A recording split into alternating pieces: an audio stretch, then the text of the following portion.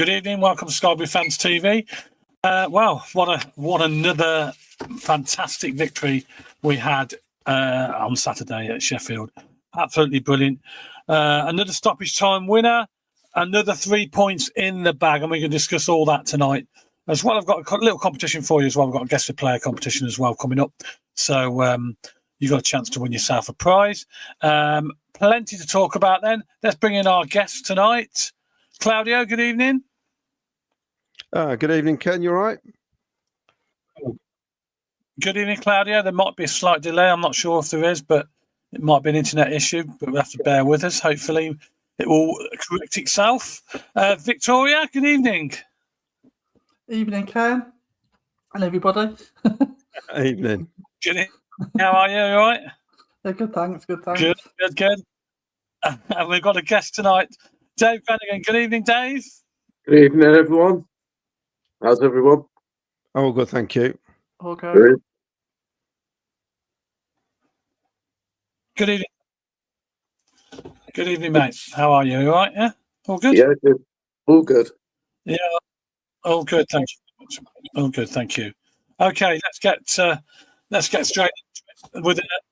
There might be a slight delay. I don't know where it's coming from. It must be an internet issue. So bear with us if one of us have to leave the conversation. Where one of us will pick it up as we go along. Might be an internet issue tonight, but hopefully it will correct itself. Good evening, then, Claudio. We'll start with you. Good okay? evening. I'm all good, thank you. Yes. I'm sure the other two can hear me. Can you both hear me, Vicky and Dave? Yeah, no problems. Right. So I think Claudio, good evening. Yeah. Good evening. Can you need to put some money in the meter? Could you hear me, Vicky? Yeah.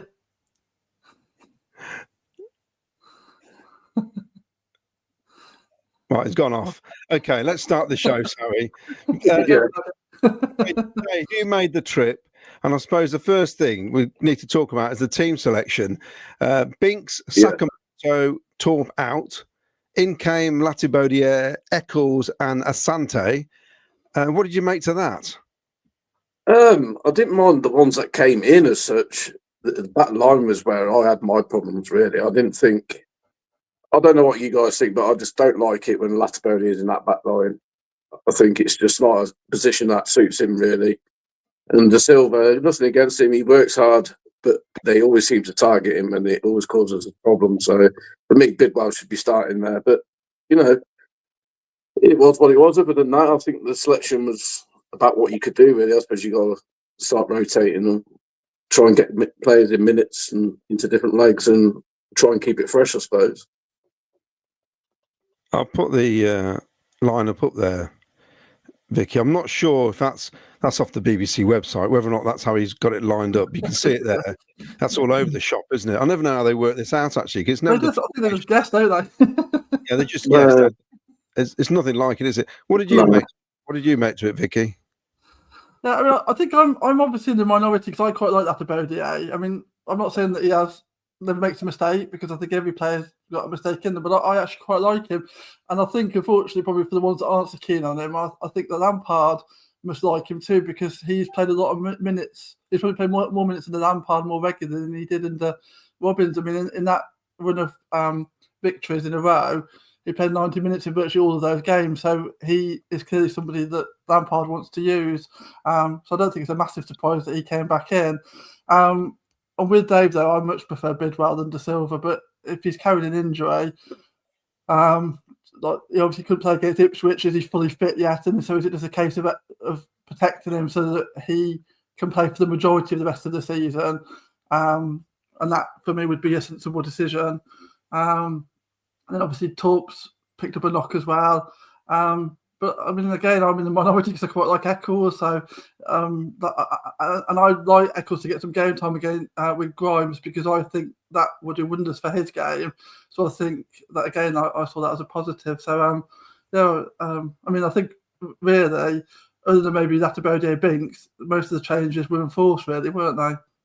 Well, they were. The Eccles one, because of course we don't know the ins and outs until the game till after the game a lot of the time. We were told that Eccles came for Torp, mainly because Torp was injured, and that's why I brought him in.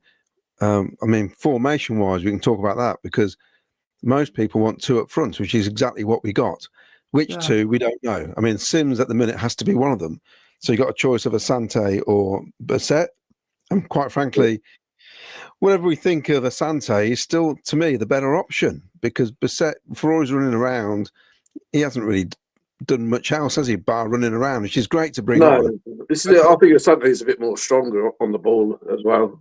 His first touch is a lot better and he does help.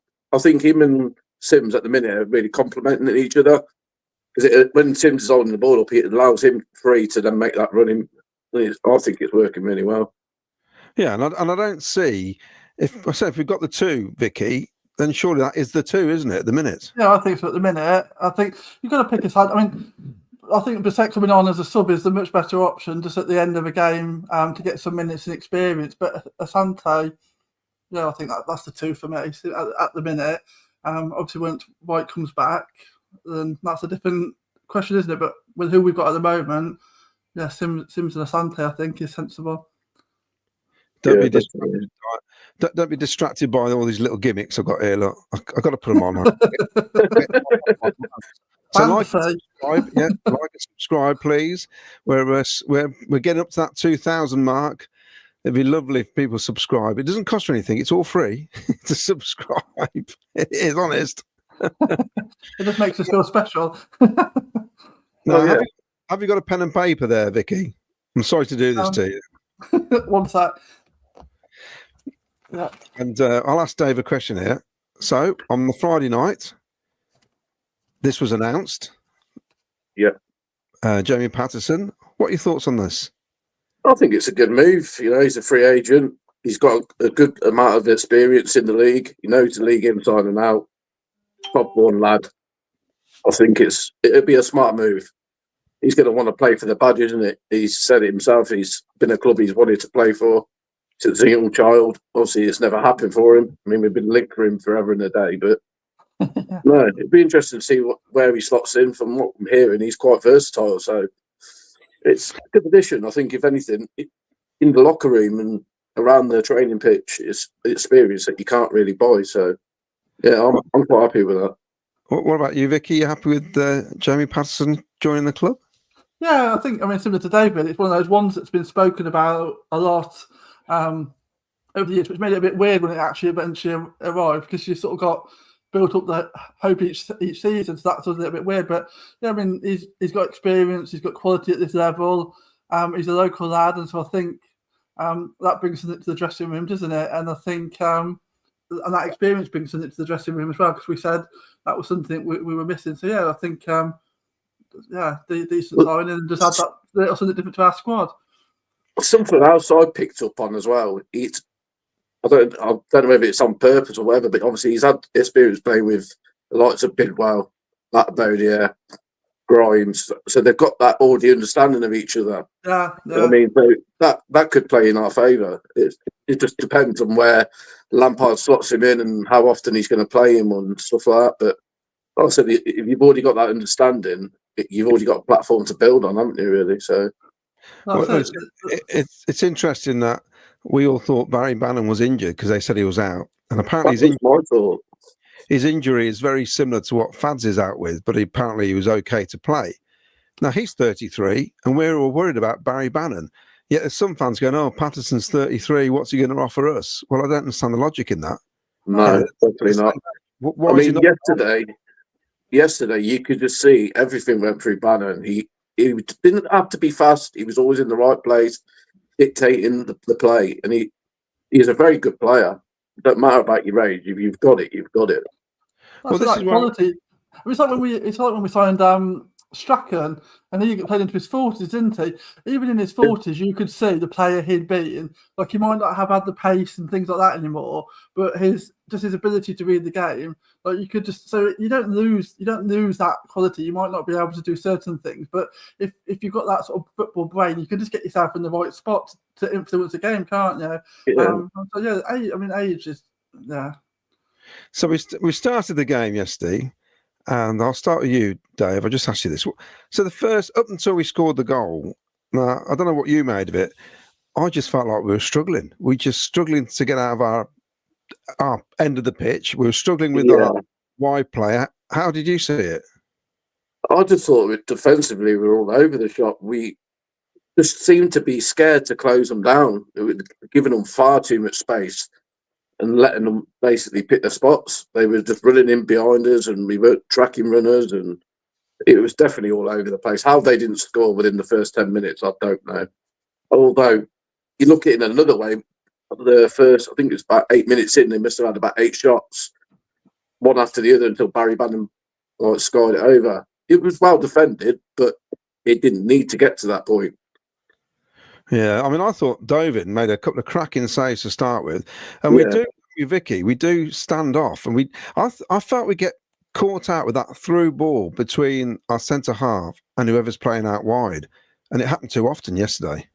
It's been a bit of a Achilles heel all season, hasn't it? That, I mean, we've still not really resolved that, and it's weird actually, because we do seem to invite pressure on, and then Lampard spoke about at the end of the game, or you're defending the box. It's almost like he's happy to play that way, where we just invite that amount of pressure, and you're just thinking that's not going to work week in, week out. We were lucky. No, well, it proves it as well. I mean, if you look at last week when we played 2 very good teams, they can pick us apart at will, and they did. And we get away with it against teams like Sheffield Wednesday and so on and so forth. But when you play against the top teams, we're just going to get picked apart. And like you say, it's the mistakes we've been making all season, and it gets frustrating sometimes when you see the same mistake game in, game out. But don't get me wrong, in some sense, we have definitely made it a lot more solid at the back since we've gone back to the back 3 or back 5, however he plays it. But it's some little mistakes that are going to cost us, and hopefully isn't cost us towards the playoffs. Because, I mean, at the minute, who would have seen this 2 months ago? You know? What we'll say is this: everybody who's watching, obviously we're delighted we won. We're just analysing. Oh yeah, over the moon with the result. We're just analysing what went on during the game, because I think it'd be absolutely stupid to sit here and say that was vintage performance. You know, we know exactly. We can all see how the game went and just how. Well, in some ways, it was, as our title says, a bit of a smash and grab. Now, Vicky, we got a competition going. I've got my pen and paper. So this is set this up. Name the 2 players. Write it down. So here's the first. I think it's a fairly simple one this week. There's number 1. And people before my time. Yeah, I was just thinking the same. And number 2. Definitely before my time. Number 1 and number 2. Well, I'm going to read some comments. It appears that Ken may have disappeared into the ether, been swallowed up by the internet. So we're going to go right to the top here. Got loads already. Bear with. So Assassins Unite, hi fellas, and obviously Vicky. 6 wins out of 7 now, altogether now. Soupy Frankie Lampard, and then he says kudos to Vicky for backing of Sims. He's another player reborn under lamps. Finn, in Vicky we trust when it comes to Ellis Sims PUSB. Or I'll say PUSB. I know some people on CWR don't like Rob Gurney saying PUSB, but I'll say it. Frank Wood, Sims' best performance of the season so far. Tom Baker, Sims both made and scored the second goal. Not many players would have bothered chasing that long ball.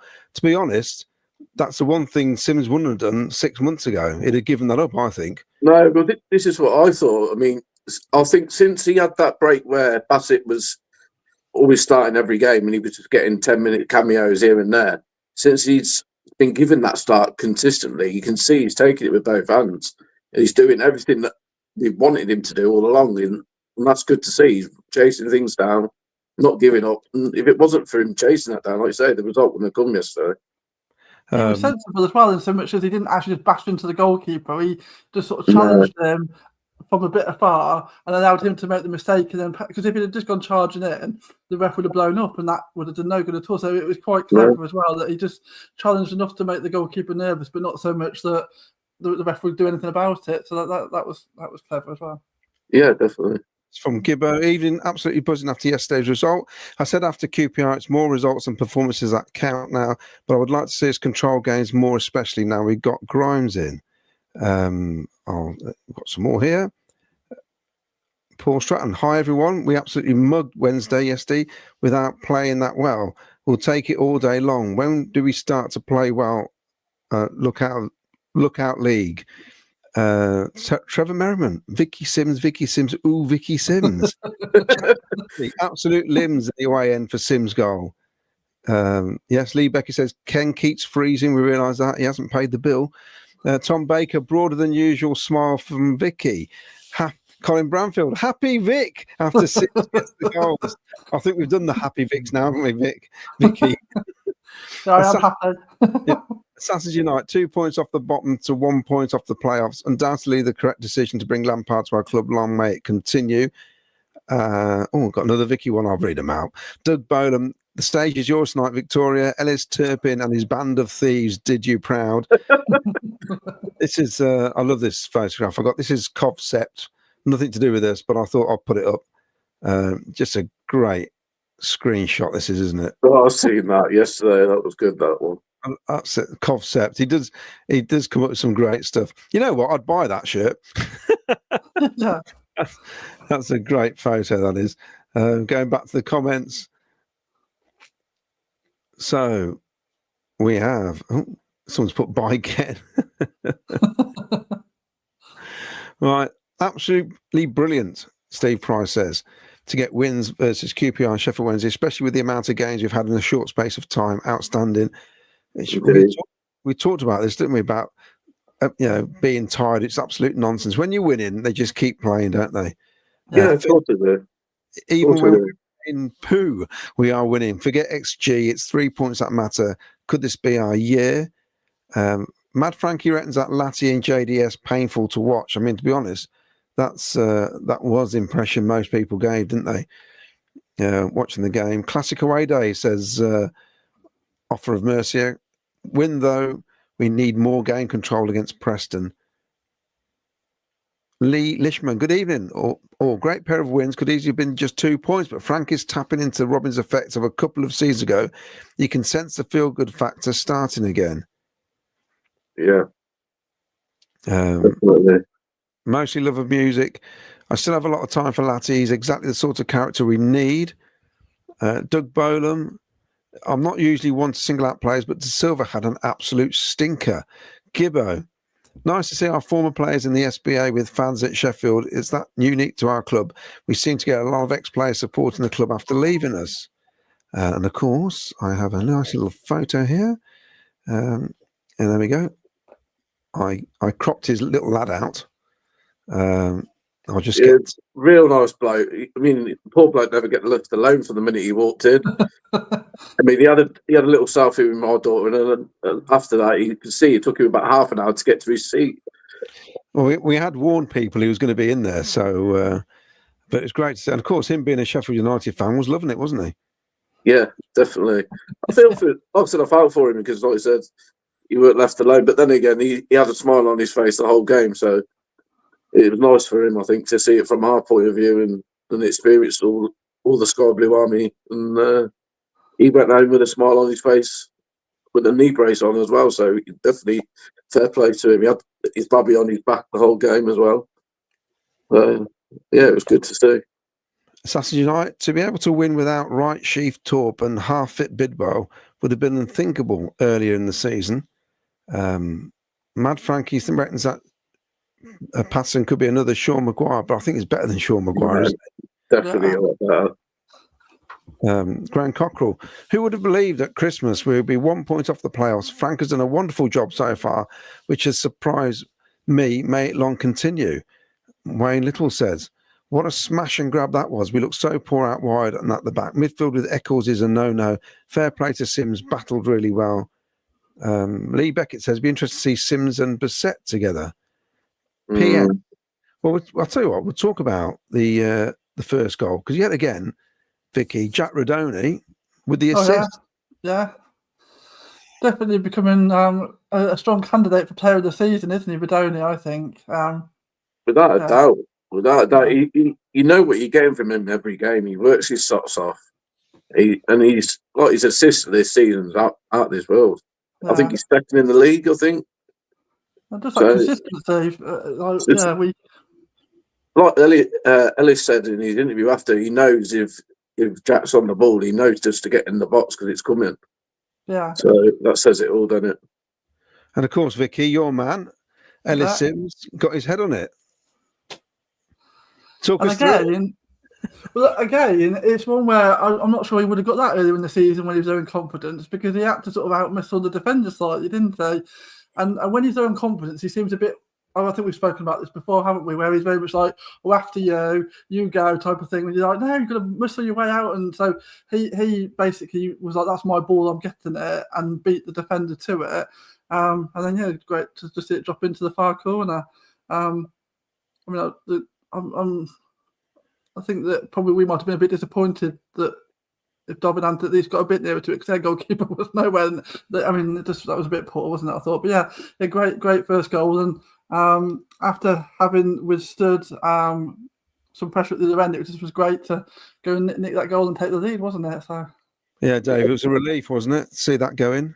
Yeah, it was. I mean, like Vicky just said, we were under a lot of pressure up to that point. And you just expecting the goal to come, but they showed great courage, a great fight, and they went up the other end. And like I said, the ball in was really, really good. And like Vic said, he had to hold that defender off, and doing that and still get your head on it and score the goal. That ain't easy. So fair play to him. And then the rest of the half, we basically camped in our half, didn't we? Yeah, I mean, that's frustrating. Dave, you're watching that. Where could you see the problems lie then when you're watching it from behind the goal? You can see it perfectly there. Yeah. I mean, to me, we weren't finding Grimes whatsoever. We're not using him at all yet. No, this is the first. I said that to someone that stood next to me. You got someone that's got the ability and the composure to just ping balls and control the pace of the game, and we're not a lot of the time. And the biggest thing for me, we just was giving them way too much respect and way too much time on the ball. They were just picking the passes and moving about off the ball without being challenged. And that was where half the problems were coming from. And just allowing Bannon to get on the ball every chance they got. And he's just dangerous. They weren't learning at all. Do you think the formation was a problem, Vicky, then, to get Grimes in the game? Or is it just a case of people getting used to that's the way that we'll be playing now, that they need to be looking for him as the first option? It might just be something that takes a few weeks. Because a lot of those players have played together for quite a while now without him, and hopefully it's just something that's just something to become habitual. That especially the players at the back will be thinking as soon as we've got the ball, we're looking, can we get it to Grimes and let him move from there? For me, it felt more like it was like that than a formation issue. That some clown was going. I saw it on the internet. He's not sure what Grimes going to offer us. I'm thinking, I don't believe so. I mean, every time he was on that ball yesterday, you just see what quality and composure he's got. And every pass went to one of our players. So there's he plus straight away. I think Vicky's got it nailed on, really. I think it's more of a case of they're still getting used to playing with him in the team. They maybe don't understand his game and vice versa. And I think that's when it'll come in, like I said, back when you got Grimes, Latty, Paterson, that might just help things. Whether Lampard goes down that route, I don't know. But also, they've got to give him the ball when he's got a player on him because he's quite comfortable in taking the pass. Yeah, I think we're not used to that. We haven't got players who are really used to having somebody up their backside and then dealing with it. We tend to be looking for somebody who's always free, and he's very good at putting balls around the corner, isn't he? Just a quick touch to somebody. And that's what. Yeah, I mean, there was one in the second half. Mason Clark was down the wing, and he received it, turned, and it was straight over the top and landed straight in front of Mason Clark, and it was phenomenal. Some of the passes he did like that were absolutely out of this world. So it's 1-0 under all that pressure. We then managed to get down the other end, And as Assassins Unite points out here, P.S. Nothing wrong with Sim's goal in the first half. We also had a nailed-on penalty not given. If either we win comfortably. Wow.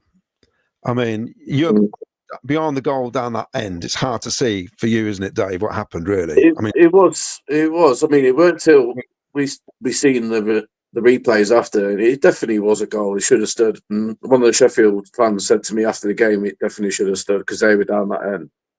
But as far as the penalty goes, I think it would have been a bit soft, in my opinion. What about you, Vicky? Definite goal for you? Yeah, definite goal for me.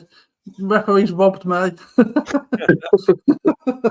fact, tell everybody how much the referee has robbed you.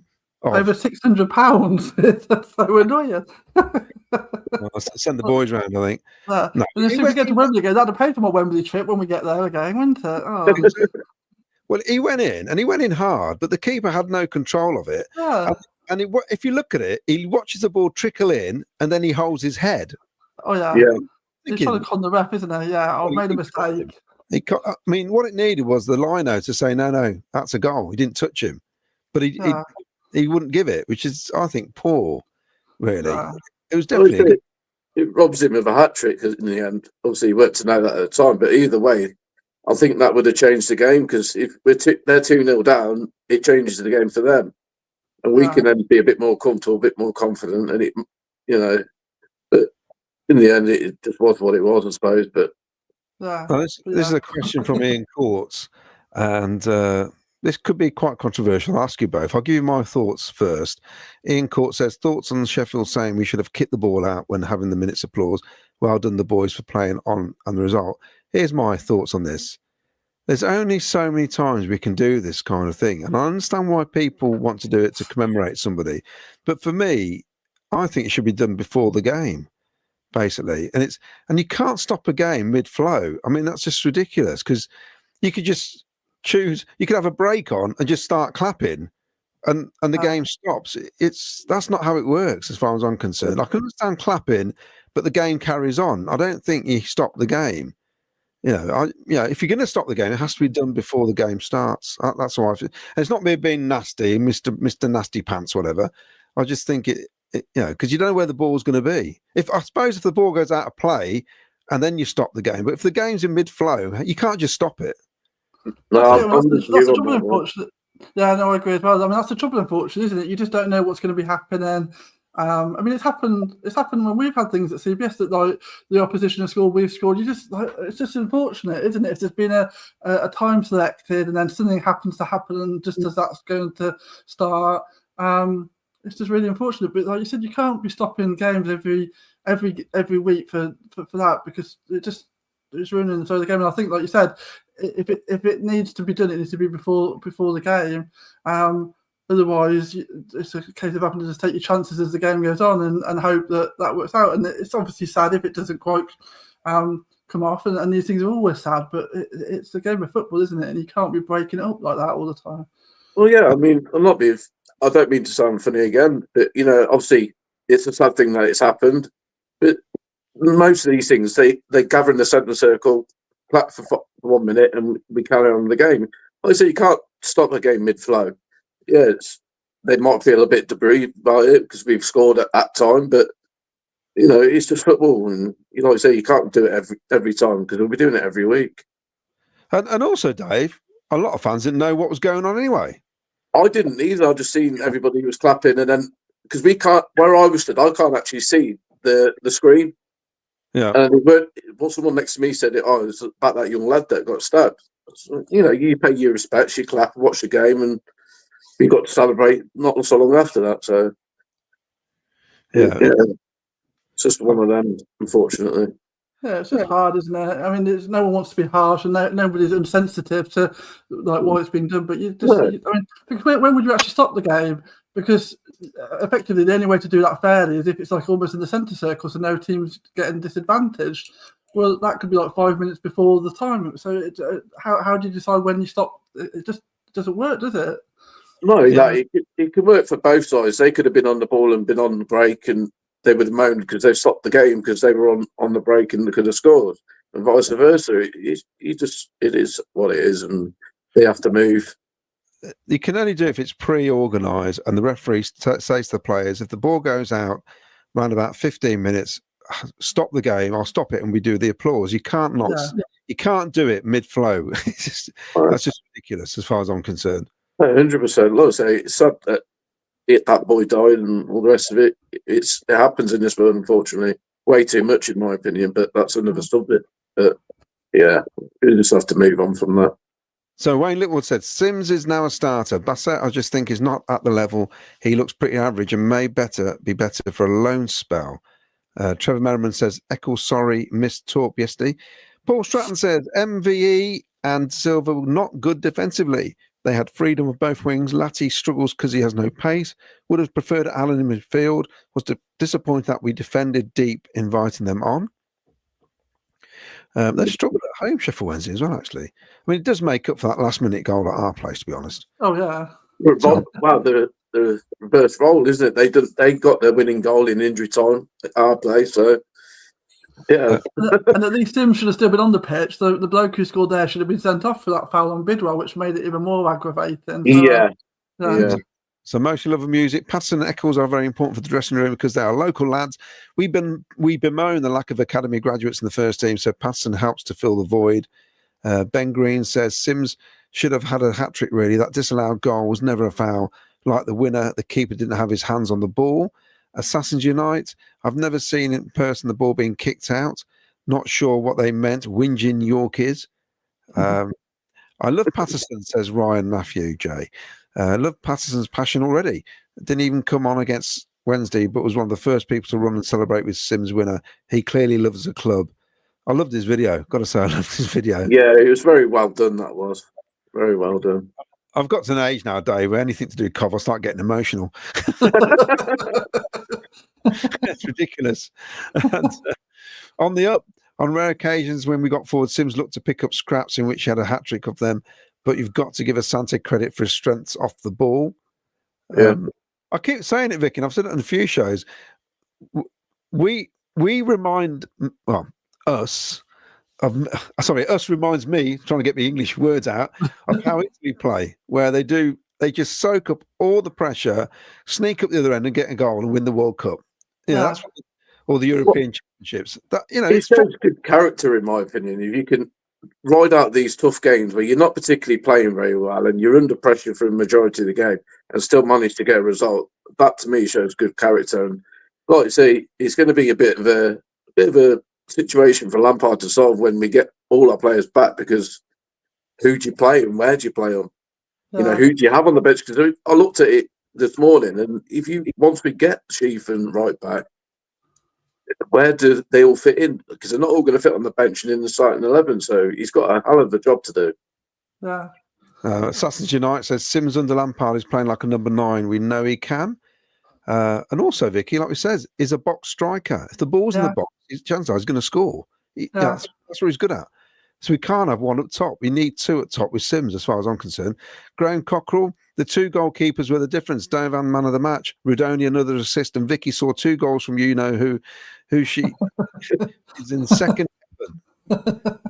Paul Stratton reckons Paterson should be ahead of Eccles, Tats, and unfortunately Allen. Doug Bolan says, I really think Frank Lampard is growing to love this club very quickly. You can see it in his face, his admiration for the players and even more so for the fans. And tell you what, credit to the fans, because there are some clubs, i.e. a big club in Manchester, who never took to David Moyes, did they?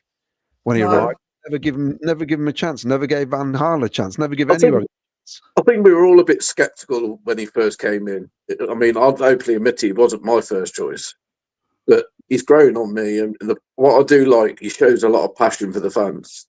You know, he always comes, regardless of the result, he's there. He appreciates you, and how often did you see other managers go fist pumping with the fans? And I find that really good. I just think it's really good. I think that's the thing, isn't it? Like, people had different views about who they'd like to have come in, and we all had our different preferences. But as soon as it was announced, pretty much everyone was just like, well, we just need to get behind them now, because ultimately we want the club to do well. And if you supported the manager, that's the best way to do it. And like you said, Claudio, that Man United is still suffering from the fact that they refused to ever support anything after Ferguson, because they've just been a mess ever since, because the players and fans basically undermined the authority of the manager. And so, and I think they've been on a downward spiral. And so, in contrast, we're showing that if you support the manager that comes in after the manager before that's done a good job, you can just carry on that legacy on an upward trajectory, can't you? And which is much better for the club. And also, how would we have reacted as a fan base if Robbins was still sat in the stand? Because that's what Ferguson did, didn't he? He sat in the stand. So, of course, their team's losing, and they just look at the stand. There's the guy they want still as manager. And it would have been the same with us with Frank Lampard, because it was like a bit of a sticky start, wasn't it? You know, at home. We didn't get the results we thought we were going to get straight away. And I know how some of our fans would have reacted. So I think it's credit to the fan base that, you know, we have got behind Frank Lampard.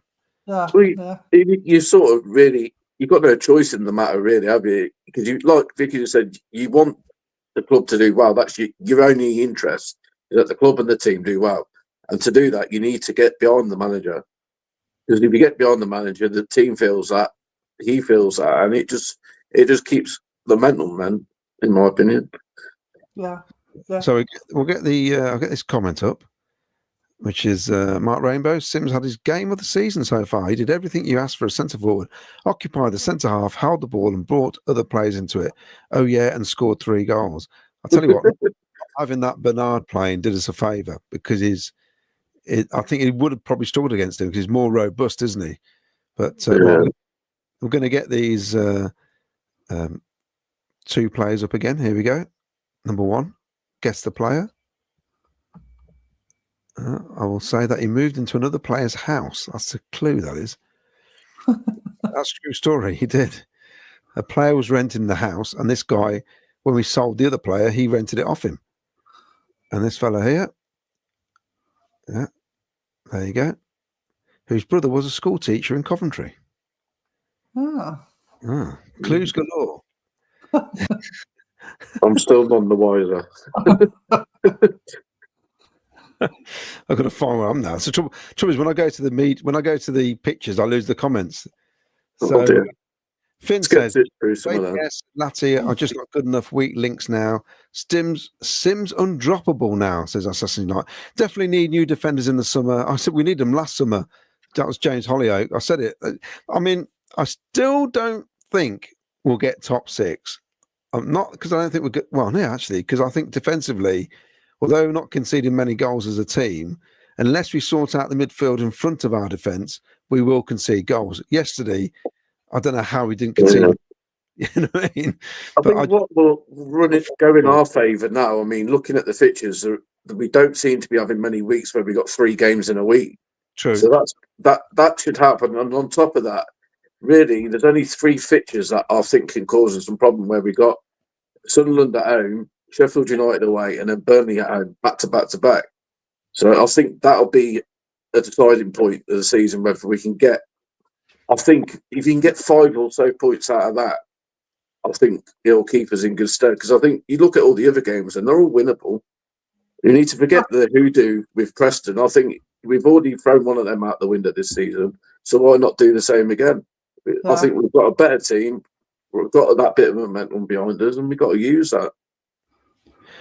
Those 3 games as well, the Sunderland, Sheffield United, Burnley, that's a bit like that League One season where we were doing really well, and then we had a run of games. I think it was like Ipswich, Sunderland, and somebody else, I can't remember. And that very much felt like that was going to define that season, and we won them all. And we're then like top of the league, and then obviously, unfortunately, COVID came and robbed us of our celebration. But it was a similar thing that we had those 3 games. And we were like, if we do well in those games, like we're going up, and that'll define our season. I think it's probably the same, isn't it? If we do well in those 3 games, playoffs are on. But if we throw away 9 points, then I don't think we'll hit top 6 then. No, but what I'm hoping for, if you listen to what Lampard's talking about, in theory, we should have everybody back by then. So we've got a full strength team. Yeah, should be able to give them all again. It gives us a chance to go in there and be competitive. And, you know, you've only got to be there in the game. And the last 2 games have proven it. You've only got to be in the game and just nick that goal at the end or whatever. That's all it takes sometimes, and ride your bit of luck. Because yesterday we definitely rode our luck at times. Now, this is an interesting one from Trevor Merriman. He says, wouldn't mind seeing Sims and Paterson up front. And I see Paterson would be a good link man between the midfield and Sims because he can play that role. Yeah, he can play anywhere across the front from what we've heard. Yeah, Very versatile. And obviously, he must have played with Grimes in the past, obviously. Yeah. Assassins United, the only time Lampard was given money, he signed Grimes, who was a class apart. He also thinks Thomas is growing into a leader now. This is Ryan Matthew J. We wasn't good at all. It was an utter smash and grab, but if we can win when playing poor, it's a sign of good things to come, in my opinion.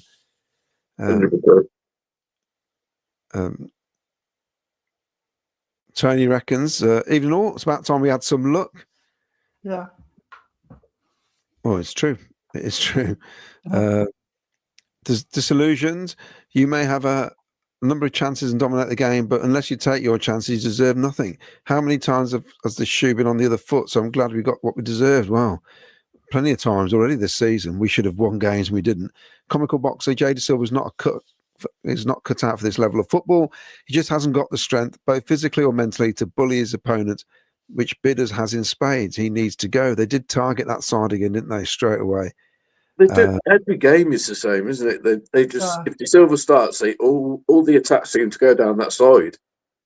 I mean, going forward, I don't think Jay De Silva's that bad, but defensively, he's just rather out of position or he gets pulled away from where he needs to be, and you can't have that at this level.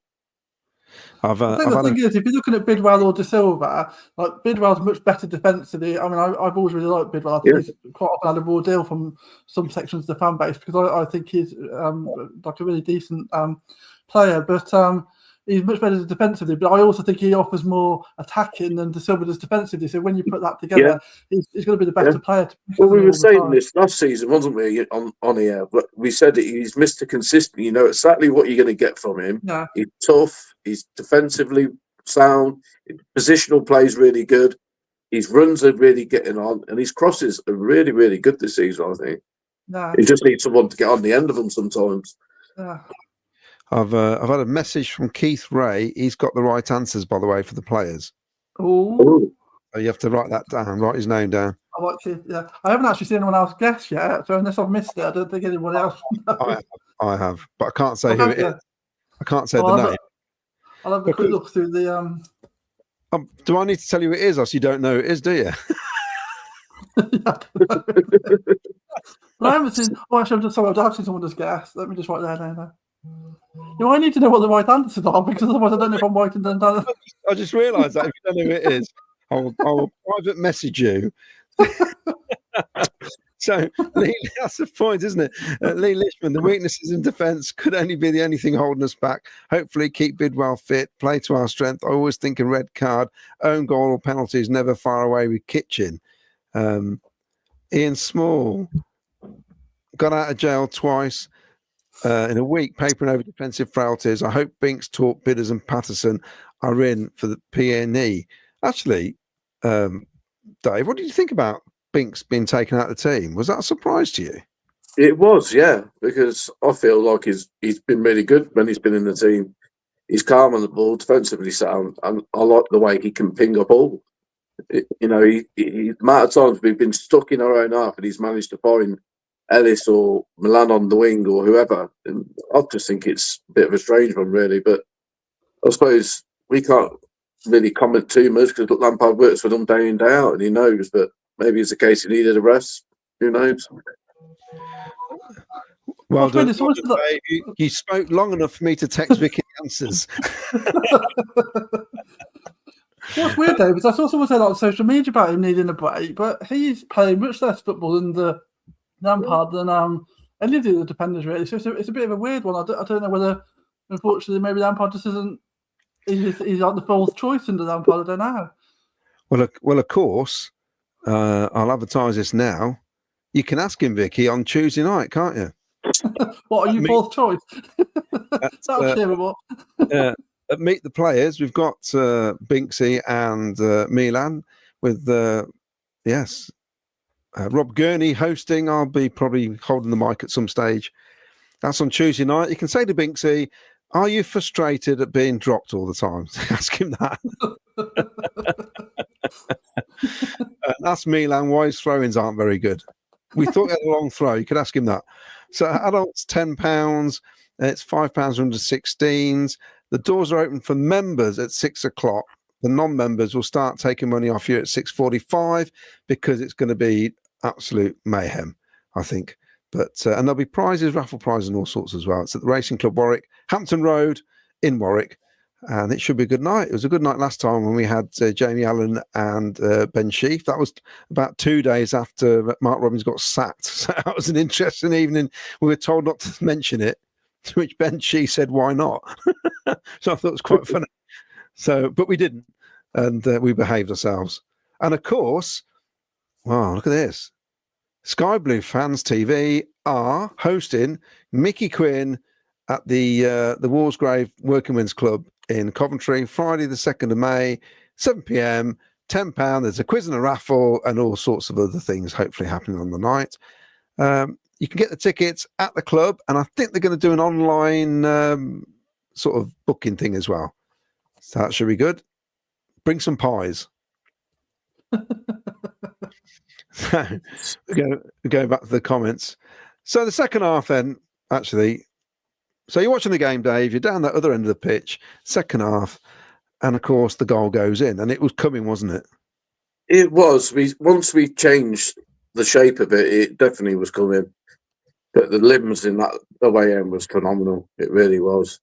But again, it was all Ellis. He chased that long ball. I mean, he had to be there. Dave, their equaliser. Oh, their equaliser. Yeah. Ah, wow. Yeah, you definitely could see that coming. No, they had all the momentum at that point in the game, and we just didn't deal with it. I mean, I suppose if you watch it back, it was just a bit unlucky. But again, we always concede these own goals, don't we? But yeah, it wasn't the best. I mean, the problem is, because I was watching it from elsewhere, so you could see from where I was watching it that there's so many bodies in the box, and we always said about this deflected goals. We've had so many deflected goals against us this season, and I'm not sure what Dovin could have done with it. I don't know what you think. No. He got his hands to it, but it just hits Latty. He can't go anywhere, can he? No. That's the trouble. No. I mean, they push it away, which he did technically because Latty was a bit to the side. But then Latty's there and he can't disappear into thin air. So it's just one of those really unfortunate. I mean, you could just see because all the players were looking as if to say, what's the chances? And you just can't do anything about that, can you? It's just unfortunate. But we do seem to have had an odd amount of those this season.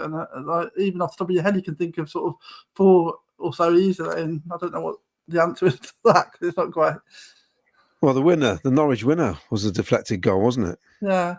Well, the Derby one came off Bobby Thomas, didn't it? And then there was that Kitchen one the other week. So, yeah, there's loads, isn't there? It's just weird. It seems to be us that concede that many. I don't know. Like you say, you can't really put your finger on why it's happening, but it just does. Like I say, I don't think Dobbin could have done a lot more. The shot came in from quite far out, but, you had people in front of him. Well, that's the problem, because we're retreating so deep. There's just too many limbs in the way. Yeah. And it can happen. It can happen. I mean, there's so many chances after that as well where we were throwing bodies in the way, and the ball can go anywhere. And sometimes it looked like we're defending desperately, and then sometimes it looks like, oh, that's a really good challenge. That's a really good block. That's it's a really good effort to get in the way. But it was every time they came towards our box, I thought, oh, here we go. It's going to drop it.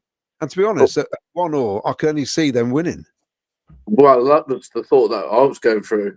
I said to the lad sat next to me, they get this one, they'll just push like crazy to get the second. So, but credit's where credit's due. We held on after that and found our rhythm, and Lampard made the changes, and instantly that you could see that was what we needed. Just that bit of a pace out wide and a bit more control in the midfield. That's where a lot of the battles were being lost, really. Yeah, were you surprised to see Radoni to go off? Yes and no. Yes, because he's playing a lot of minutes at the minute, and obviously no, because obviously you then get Mason Clark out, which he needs the minutes as well. So I don't mind that to be honest, because like you say, he's a bit of pace, he's a bit more direct. But no, I wasn't too surprised by that, to be honest. I suppose the thing with that, Vicky, is you got a guy who can come on, slot straight on the left, where it's more natural for him than Jack Redoni, isn't it? Yeah. So he can hit the ground running, can't he? As soon as he's on, he's ready to be playing in that position. He's not having to find his feet or anything. And Redoni seems to go quite a lot. I think maybe just because he put so much effort into seen as a player that they should be 70-minute mark, because he does come off. He's quite often not one of the best players during the game, but quite often doesn't see the full 90 minutes out. So I think that must be a conscious decision.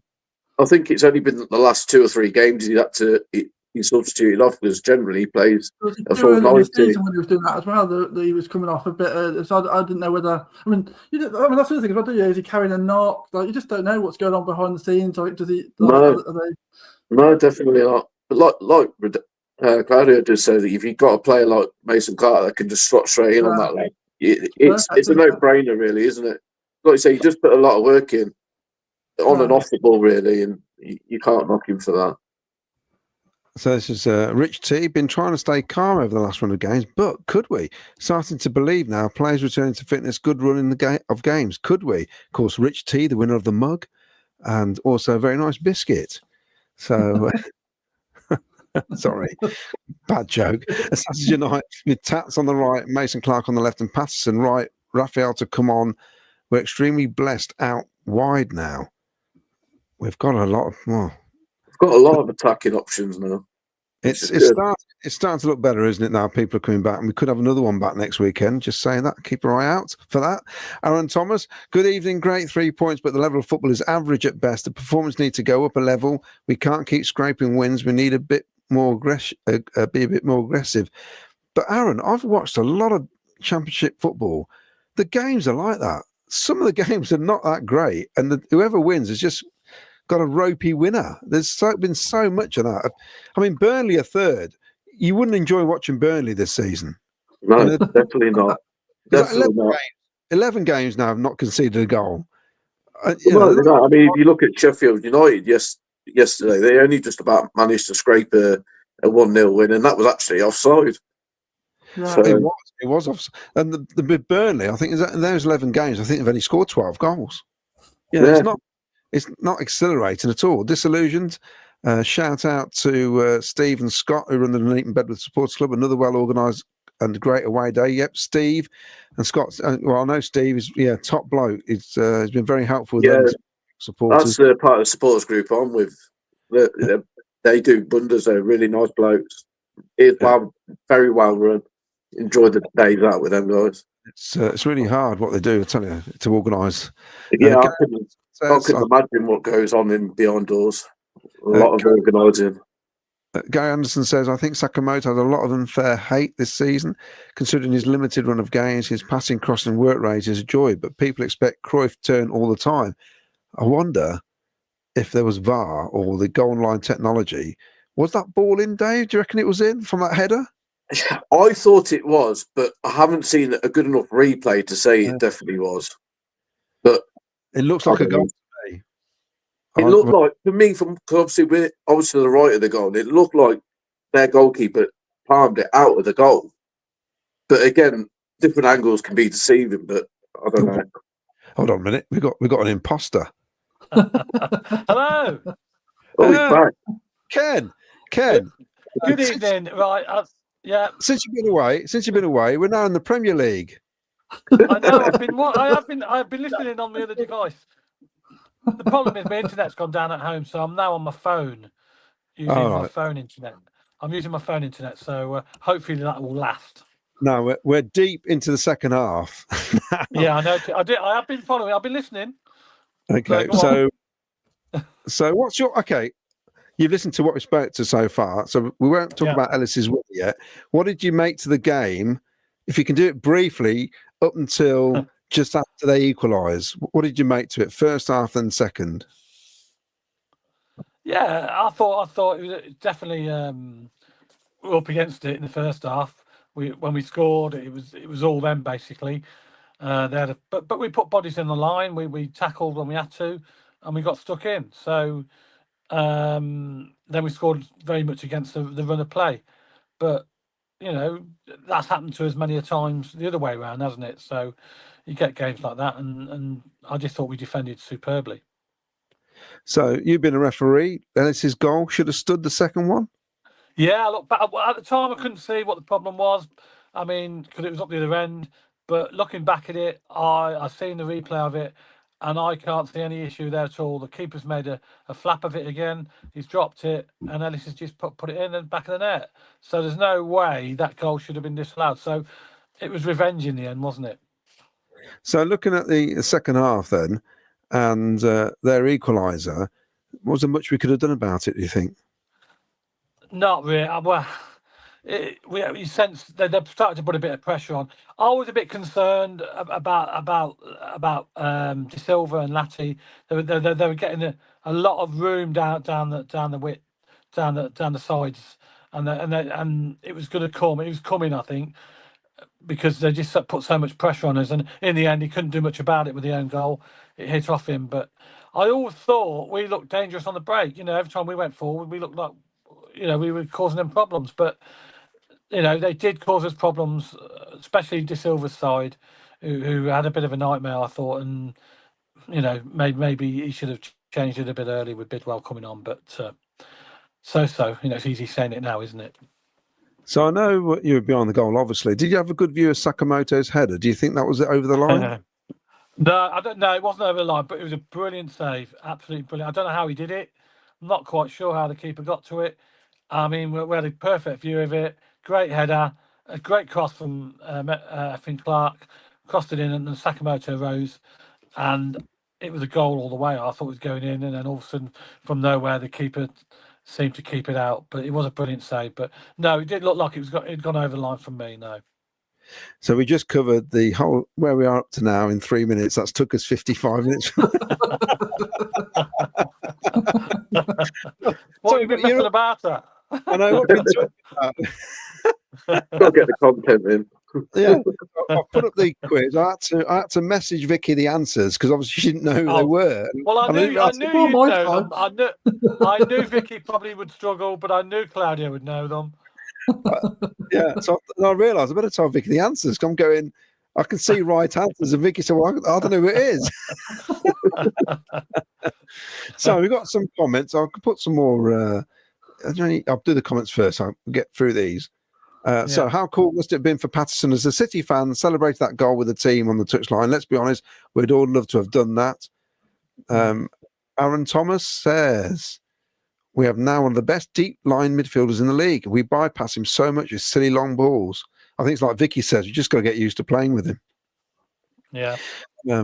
Also, Matthew Stone, it's squeaky bum time. I have that feeling if we're to make it into the playoffs, there's going to be a few more games we need to rob. I can imagine there's going to be some games where we're going to get done before the end of the season. Worldwide Travel Podcast. We are an absolute fire. Lampard, great appointment, 6 wins in the last 7 league games. Ellis Sims hat-trick yesterday, and Rudoni has been player of the season. What a great signing. That's from Worldwide Travel Podcast. And I'm always up for a free holiday if you'd like to sponsor me. Worldwide Travel Podcast. Many exotic places, I'm sure. Yeah, I'm going to Sorrento in July. So if you can sponsor my trip, that'd be great. Assassins Unite, respect to all supporters groups is so much better than when we're all together, not divided, i.e. CC, Robins in or out, go for it, Sky Blues. And there's comments I see now, and I think Vicky may have seen my comment on Facebook, where people keep going, where are all the haters now about Frank Lampard? I think, I didn't see anybody giving Frank Lampard hate. It's just absolutely embarrassing that every time we win, people keep going on about Mark Robins. There's no need under it, isn't it? And with all respect of what Robins has done for the club over the years, but you've got to move from that. Lampard's in charge now, and we've got to fully get behind him. Back to the blow. Yeah, I put some.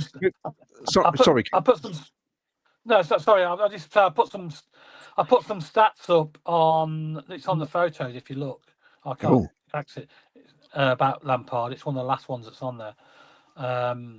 Since he took over and blah blah blah. What's weird, Claudia, is just like we were saying earlier. I don't think anybody didn't support Lampard once he came in. We all had a chat about who we'd prefer. Doug went with Lampard, and we all went, okay, let's get behind him. So I don't know why people keep needing to bring it up every week. It's just really weird, isn't it? Yeah, it's funny. The guy was saying it, then somebody found one of his old posts saying basically how he didn't want Frank Lampard in. Hilarious. So November the 28th, Frank Lampard takes over at Coventry with club 2 points off relegation zone. 15th of Feb, Frank Lampard's Coventry 6th, 7th in the Championship, 1 point off the playoffs. It has been a massive turnaround. Yeah. But I will say it's no different to the 2 seasons before. Yeah. I mean, it's this time of year. It's whether or not we can sustain it now, like we did the year we got into the playoffs. This is the key, isn't it? Because we dropped because of the cup, I suppose you could say. Well, that might be a little bit of a bonus now that we're out the cup. I know we all didn't like going out the cup. I was a bit disappointed going out, but it might do us a favour in the long term, mightn't it? No, I just want to show this now. I'm a very lucky person. Somebody I know from the age of 4. I've known Julie, and if you're from Leamington and Warwick, you probably know her dad, John Curtis. He was a town crier, and he was basically the magician, and he used to do Punch and Judy. I think he did every kid's party at one stage, and he was a friend of my dad's as well. And he died a few years back. He died, I think it was on Christmas Day, not this year, it was a few years ago. And she's forever finding Coventry City. He was a Coventry City fan. She's forever finding stuff, and she just gives it to me. And I've got to say, I can't believe that's signed by the FA Cup winning team. So I'm going to I'll get you get valued. I would. I'll get it framed properly in that. And she's already got me plates and stuff that used to come out the boardroom, which I think is quite funny. Just waiting for the whole set. Yeah. I went to infant school with her when she was 4 years old. Yeah, so I've known her for. Yeah, so I'm 21 now, so I've known her 17 years. Yes. Let's get back to the comment. So, I mean, obviously, this is the moment, isn't it? Let's have a look here. There he is. Where is he? There he is. Let's get the swag bag on again. So, thanks to Cov Set for that. And it was, wasn't it? Dave, Ken, you behind that goal. Yeah, you didn't I mean, really. No, I mean, it was just I just thought the keeper, he just made a total hash of it, didn't he? And I couldn't see it coming. Well, we were happy with the point, and to be honest, probably would have been a fair result. But when you get 3, you take them, because that's happened to us many a times in the past, where teams have snatched victory from us. So it works both ways, and especially against Sheffield Wednesday, because they did us at home, didn't they, early in the season? So it was so nice to get the 3 points at the end. Brilliant. Dave, did you make a fool of yourself in the celebrations? Only a little bit. No, I'm saying with Ken. I was quite happy to take the point and didn't really see us scoring. But then again, like Ken just said, you take these goals, don't you? We've had it so many times against us. So, and if you the reverse picture when they came to us, they got us in injury time. So, yeah, it's fair as fair. Yeah, Vicky. Yeah, no, I mean, it's one of those things, isn't it? Like the guys have just said. I don't know, it just always feels like a little bit extra special, doesn't it, when it's really late on in the game? I mean, it's not very good for your blood pressure or anything, having to sort of always be on, because I guess when it's 1-1, you're also thinking, please don't let them go and sneak a winner. So, yeah, it just makes it a little bit extra special, I think, if you get a really late winner. And so yeah, that was good. And obviously, I was delighted because Sims got his second goal, so that's all good. And happy days. Yeah, well, I did manage to put a video up as well, Claudio, of the fans at the end. Final whistle. I'll stick that up in a second. I had a bit of a funny day because I was down in London. I watched the first half in my brother-in-law's house, and I knew that if I could just time it right, get to Euston and watch the second half on the train on the way back. Then there was a massive delay, and I watched the whole game in the end in the train station, which was great. So I just kept praying the train wasn't on time. So I gave a massive... Did you jump for joy when that goal went in? Well, you do forget yourself. It's funny, you're watching it. You think you won't cheer because you realise there's thousands of people around you, and I just went, yeah! I used the station, and people looking at me going, what's up with it? And Caroline says, "I take it we scored then, have we?" I said, "Yes." And I said, "I don't think they'll have time to kick off." It says we won it, and I couldn't believe it. It was great because obviously I was worried because on the way down I was travelling down a load of Baggies fans, and they were going all the way to Millwall. So I was shared the carriage a load of West Brom fans, and I got my Cov coat on. So it was an interesting journey. And they were going, "We're crap. We're not going to make the playoffs." They actually think we are. So it's because we're chasing you. Yeah. Well, I've noticed since change of manager, it didn't affect them for the first game or so, but the last couple of games they seem to be dropping points, and it's not like them really, is it? So maybe the pressure's getting to them. You know what's weird is I forgot to ask him about Asante. I didn't even think about it. Do you think we've got robbed, or do you think or vice versa, or whatever?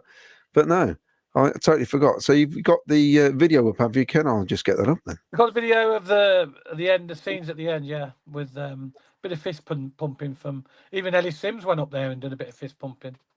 Yeah. So okay, then here we go. Then I think this is it. Bear with.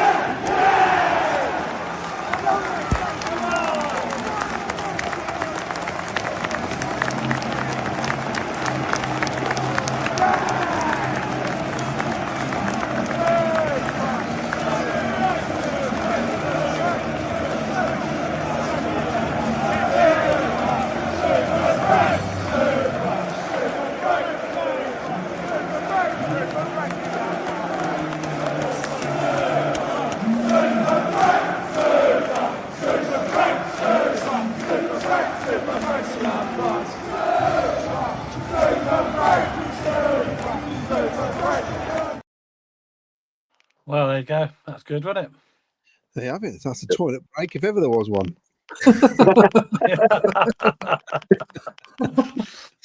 Yeah, it's nice to it's nice to see the manager get involved in all that, isn't it?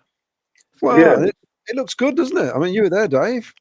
Yeah, like I said to you earlier, I like the fact that he's so involved with the fans. It shows that he's enjoying being with us and representing Coventry. He said it himself in one of his interviews, I think it was last week. He said it's an honour to see these fans every week and the backing from us and whatever. He appreciates all that. So, and he's giving that a bit back. So I'm sure all the fans enjoy it as well, as we all do. And this is a guy who's managed by one of the best managers. I mean, someone's put here, Sausage United, but Cloud, you've got the dark arts you wanted now then.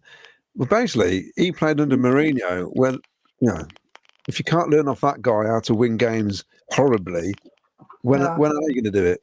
You know what I mean? That's what, we're roughing out games, aren't we, at the minute? And did you notice yesterday as well that Dobbin done a bit of a tactical injury break? Yeah. Which I was a big lover of, to be honest, because the amount of times we've been on the end of that. Well, this is what Mick Kelly's put. I heard a Sheffield fan moaning when Dobbin went down, so we have a tactical chat on the sideline, just like all the other teams that have done this to us. Yeah. So it happens every week. But I've said it all along. The only way you're going to stop that really is if there's a goalie goes down, no one's allowed to the sidelines. You'll go into the centre circle. That's the only way you'll stop it. Yeah, it's funny when we did it. I didn't mind. I thought it was good. No, I didn't mind it either. I mean, it's tough though, isn't it? Because surely both teams can do it, can't they? So I don't see what you're going to gain from it, really. Marky Boy says it was refreshing to see David have a tactical collapse finally. David's chance to ease the pressure and collaborate. If you can't beat them, join them. And it's funny now because we don't do it. When he did go down, I actually thought there was some up with him. I thought, no, that's the last. I did it first, but then I noticed him kept looking over to the bench because I thought generally because I've never seen him do it, and he was, he went down and rubbing his thigh. I thought, oh God, please tell me he isn't injured. And then you see him just kept glancing over at the bench, and then once the players have started dispersing, he got up. Brilliant. So, well, Brian Tully says. Brian telling Coventry, what about the sly tricks from Wednesday saying Bannon was injured all week? Haha, well, it certainly didn't pay off, did it? I think Brian was in. I was told he was out for 6 weeks. And then when I seen him in Yeah, it's. I was saying earlier, it was the same injury as Fads, but he obviously got the all clear. I think out for 6 weeks, I think. So, Dawn Cook, who's going to speak to me on Tuesday. I thought Keith had an amazing game yesterday and saved us a few times. Not sure why Binks was dropped, as I think those two with Thomas work well together mostly. Good teams play bad and still win. That's what we did, says Sean. Correct, Sean. Ralph Wiggins says, very good call. Sims and Paterson would be great. Paul Stratton, problem we have, if we reach playoffs, Burnley will win all playoff games on penalties after drawing all games 0-0 after extra time.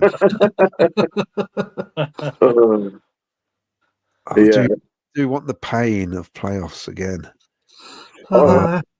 This is what you say, is it? I mean, we all want to get there, but then do we really want the heartache if it doesn't go our way? But I think you've got to go for it, haven't you, really? Of course you have. Yeah. You got everything to lose, haven't you? Yeah. You might as well just get there. Well, to be honest, you've got nothing to lose and everything to gain, haven't you? So. Yeah. Jay Kent, Silva and Latty, both not strong enough at this level, get bullied too easily, give the ball away in dangerous areas. Thomas and Kitchen, best partnership in a back four, says Assassin's Unite.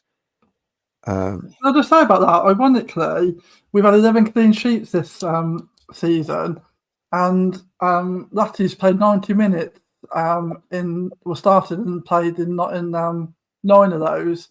So he's actually one of the most consistent defenders when we've kept a clean sheet, despite the fact that people don't rate him, which I thought was interesting. Yeah. Very interesting. Let's talk about that goal then. So it's against someone to play. The ball's down the other end of the pitch. It gets hoofed forward in a classic Wimbledon-style hoof ball where Justin Fashanu, not Justin Fashanu, the other Fashanu, can't think of his name now, the horrible one, he went chasing after John Fashanu. No, yeah, John Fashanu, wasn't it? Was it just one of the Fashanus anyway? Yeah. He'd have chased it down. He'd have just ran straight into the keeper and put him in the back of the net and the ball, and the goal would have been given because the referee would be too scared of him. But basically, Ellis didn't have to do that, did he, Ken? Which just stopped on me.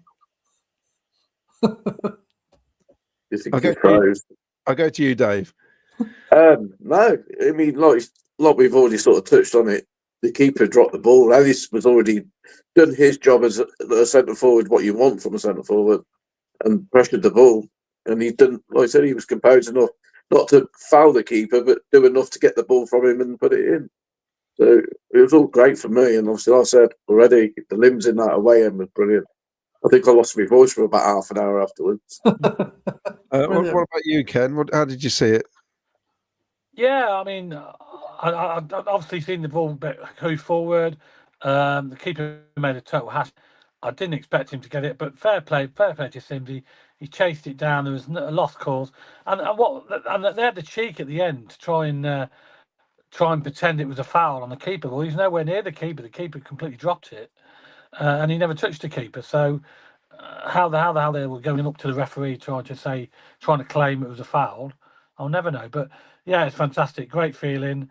Yeah, there's no way he could have disallowed that goal. Yeah, Vicky. I mean, the way I saw it was he just sort of brushed against him, the keeper. Even in fact, some of their players turned away straight away, as if to say that's Yeah. The defender that was the nearest, he just looked as if to say, like, what are you doing? Like, at the goalkeeper. The goalkeeper's running after the ref trying to protest. And the defender's just looking to say, you've let us down now because we've lost this game now. So I think most of his teammates knew that it was him.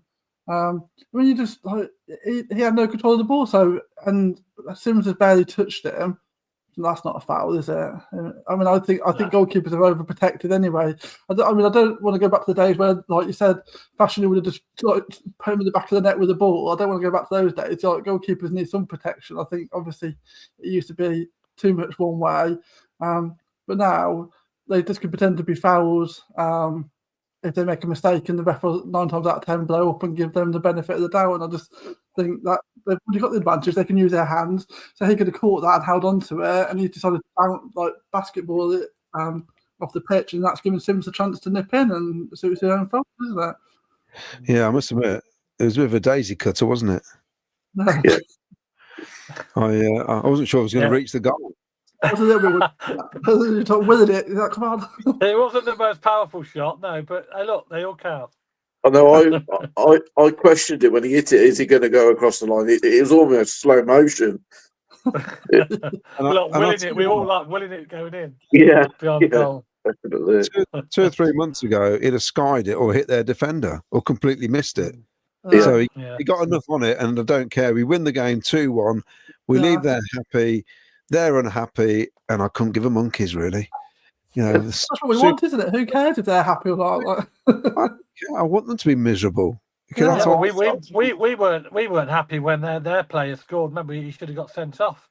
The guy that scored for Sheffield Wednesday in the last minute, which it was early in the season. He shouldn't even been on the pitch. Yeah, this is, like we said, this is football, and it swings in roundabouts. Some games it goes for you, and some games it don't. And fortunate for us, it did. Now, Dave, nice. I don't want to play football on the pitch with swings and roundabouts. That could be dangerous. Wow, yeah. Talking about the pitch, Claudio. I thought the pitch was awful. It was. I've got to say, the CBS is looking a bit rough on where you sit on that side as well. Yeah. It's starting to look a bit of wear and tear. So, old Dougie boy, come on. You got to keep the pitch. Like having Wrighton looking great, we've got to sort out the CBS. I think a lot of it's down to the weather, isn't it? With it cold and wet a lot of the time at the minute, it does have a bearing on the pitch. But yesterday's pitch was really, really bad. Probably one of the worst I've seen. It was one of the worst last season as well, wasn't it? They've got problems up there. Yeah. So the mystery player then, here's number 1. There you go. Wearing the T-shirt, the big T, which is behind me. And he's wearing the shirt that's behind me as well, I think. Yes. I'll give you a clue. Oh, I've given you a clue already. So no more clues, of course. Ken, what's this? I believe. Well, this was a picture we didn't put up the other week. This is the competition winners from the Noel Whelan night, which was a fantastic night down at the Walsgrave Club. Martin Cadden and his brother won the tickets, and there they are meeting Noel. We were going to put it up last week, but we couldn't get it on. But there you go. I'll put it on there for you now, Martin. So congratulations again for winning the tickets, and it was a fantastic night, had by all. Yes, it was. And Martin, if you give me your address, Martin, I've got these for you, mate. More goodies. Yeah. Well, it's a He was after story. that program. Yeah. Yeah, because he gave it to Billy Bell apparently to get it signed. This was a Legends Day back in 2012, and he never got the program back. So obviously, you're not going to get some of the legends to sign it because they're not around anymore, unfortunately. But if you somehow get the address to me, and I'll send you those to you, you can have them. I'm doing my Good Samaritan bit at the minute. I'll do while I'm in the Very mood. nice, Just keep asking me to give you stuff. Apart from that signed FA Cup thing, that's coming I was my going way. to say, if you got that signed photo, that'd be great. I'll pass it my way. Meet the players Tuesday night, of course, Binksy and Milan, where we can. I love this. I'll tell you what I love about this, because Rob's going to do the questions to start with. Then it comes to the bit where I say, has anybody got any questions? And the adults don't say a word. It's so funny. It's all the kids who speak up. That's right. So, and I always To say, be fair, it's the same at the Bedford and Eton one. It's always the kids that have something to say. yeah, and I say to them, come on, you lot, the ones who keep saying his thrones aren't very good. So, here we go then. Let's get some more comments in. I mean, while I look through the comments, I'll start with you, Ken, because you've missed out a fair bit. It's got to the stage now where we've got, is it 14 matches left or 13, Vicky? I'm on 13. 13. 13. We've got more games at home than away to start with, I think. Yeah. I think that's right. So what do you think, Ken? Do you think we can? I think we've got a great chance. Yes, I do. Simply because. And why? Why? Because I think that Lampard's got confidence in the players. Confidence is a massive thing, as we've talked about that before. And there's players like Sims, for example, who are showing great confidence now. We've still got Hadji to come back, still got Ben Sheaf to come back, and obviously Evan Mason-Clark's just come back, and he'll be back up to speed soon. So once they're all back as well, which will happen in the next few weeks, I think we can go on to better things. I think, looking at the fixtures, I think we've only got Sheffield United away from home in the top half. All the rest of them we've got at home. We've got West Brom at home. We've got to play Burnley at home. We've got to play Sunderland at home. So I bet us against anybody. Fair. The difficult one's going to be Sheffield United away, but all the other games are winnable, definitely, without a shadow of a doubt. Yeah, I actually think someone like Oxford United is going to be a tricky game as well in a couple of weeks. Vicky, what do you think? Yeah, I think. I think we can do it. I mean, because for a couple of reasons. I think that basically a few weeks ago, when we were maybe about 10th or 11th, for me, any team that was 12th upwards had a chance to make the playoffs, and it's really just about hitting form and getting points at the right time in the season. And we've then gone on to win a few games, and we've pushed ourselves up to 7th. And I just think that at the moment, we're the team with some momentum, and the fact that we've managed to turn our home form around, and we've got seven home games to come, that's a lot of points if we continue that type of form at home. We've got lots of key players coming back, so we've potentially got a really strong squad to finish the season.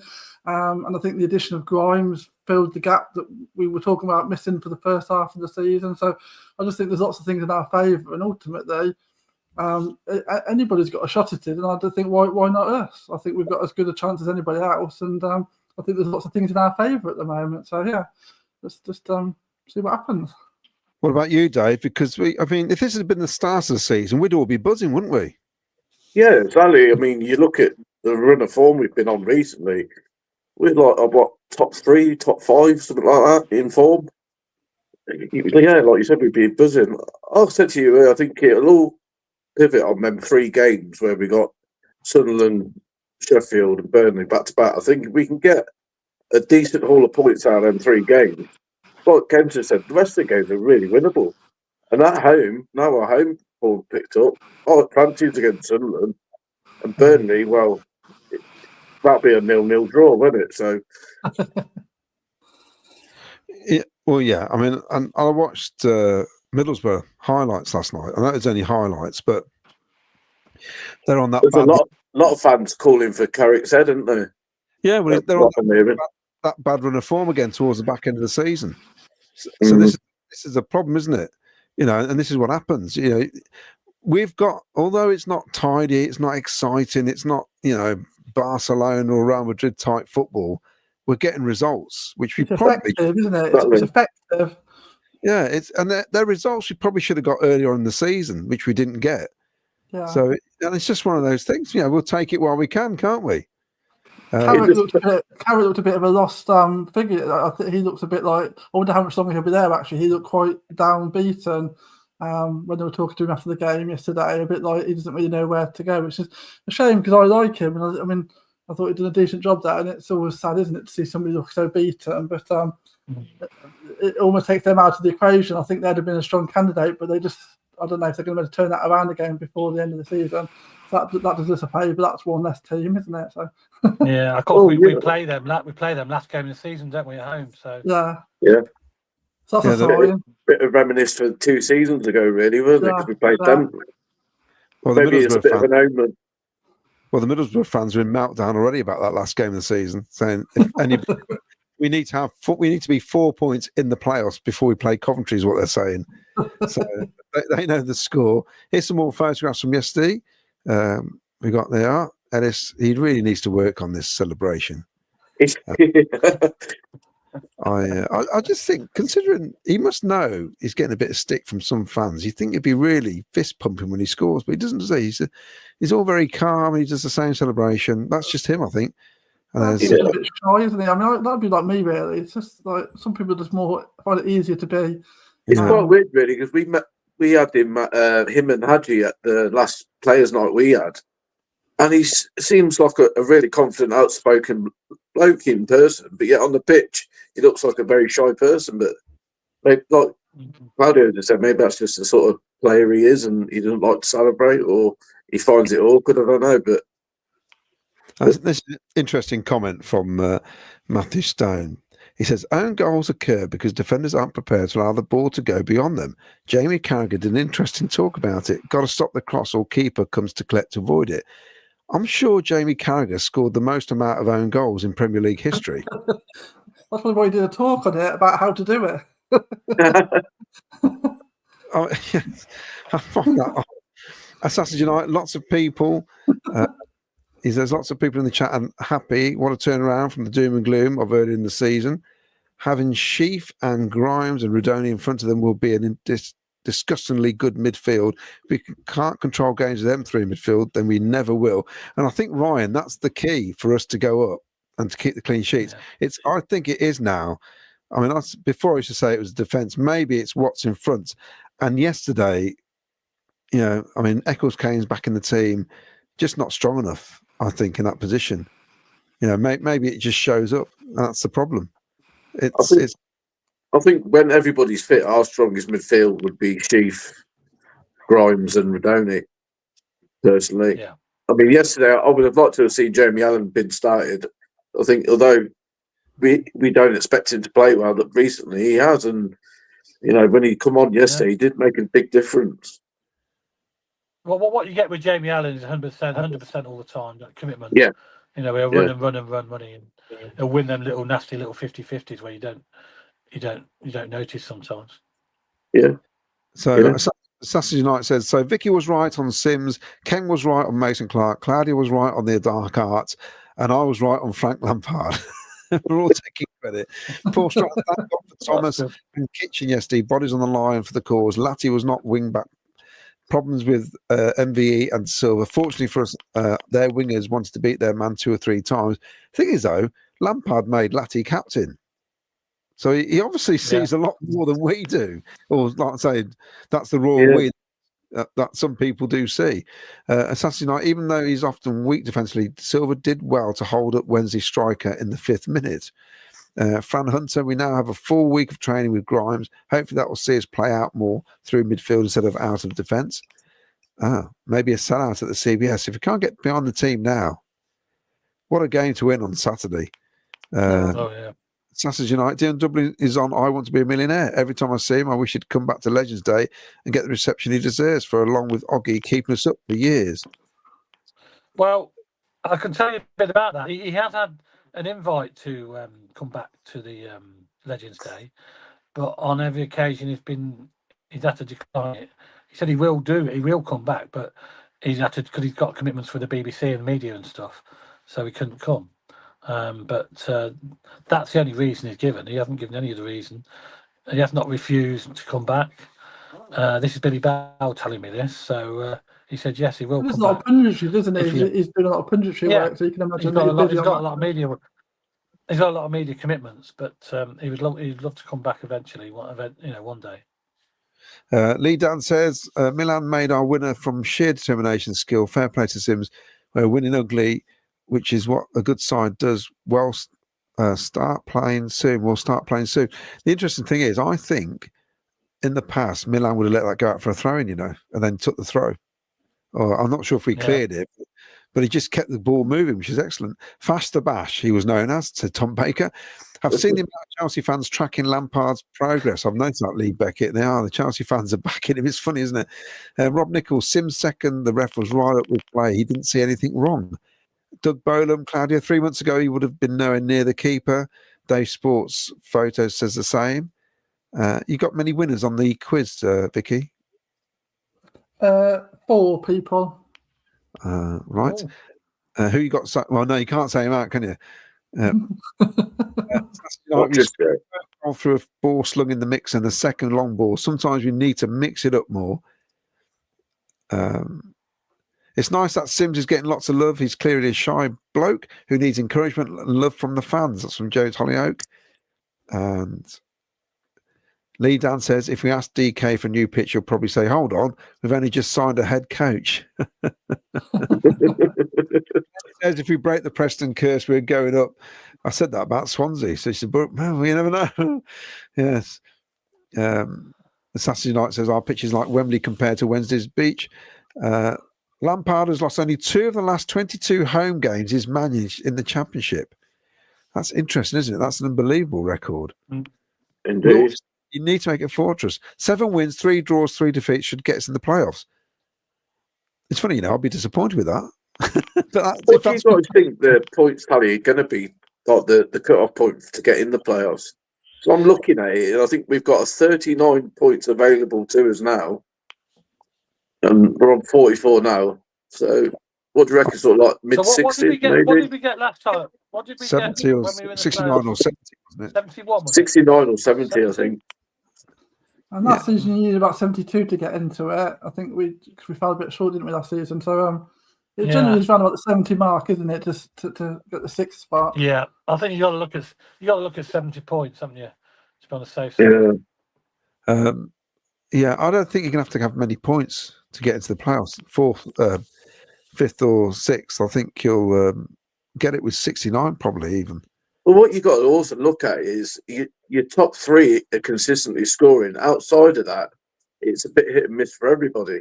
Some weeks that certain teams are scoring, getting the points every week, and then they drop off and lose it for a couple of weeks. So it seems to be a bit up and down. So I think I think we could do it with about mid-60s. I think maybe 66, 67, something like that.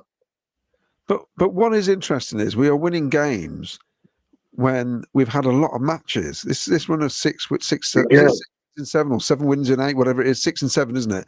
Yeah. These are coming round quite quick, and he hasn't changed the team around that much, really, has he? Well, like you've said a few times, Claudio, he's not telling them they're tired every week. Exactly. And they're obviously enjoying working with Lampard, and maybe it's just a thing that we need to work hard to keep in the team, because obviously there's competition pretty much all over the pitch, isn't there? Really. So Paul Stratton says we need 4 in midfield to control games. Grimes and Sheaf does not work for me. Once all the players are back, what would the panel prefer? 4-3-3 or 4-2-3-1? Not thinking of the opposition. You know what? I do like 4 at the back. I like 4 in midfield, and I like 2 up front. How you play the 4 in midfield, probably a box midfield, but I do like it that way. What do you think, Vicky? What would you like? Yeah, I like 2 up front, and I think 2 up front suits the players we've got, because we've discussed at length about how Sims is better in that formation, and We've only ever really reverted to 5 at the back for our own sort of defensive vulnerabilities, haven't we? But I think with a stronger midfield that we're now building towards, you don't need to worry about that so much, do you? You've got to be like taking the game to a position. So yeah, sort of four at the back, some sort of fancy box type thing in the middle, and then 2 up front. Yeah. Dave, what do you prefer?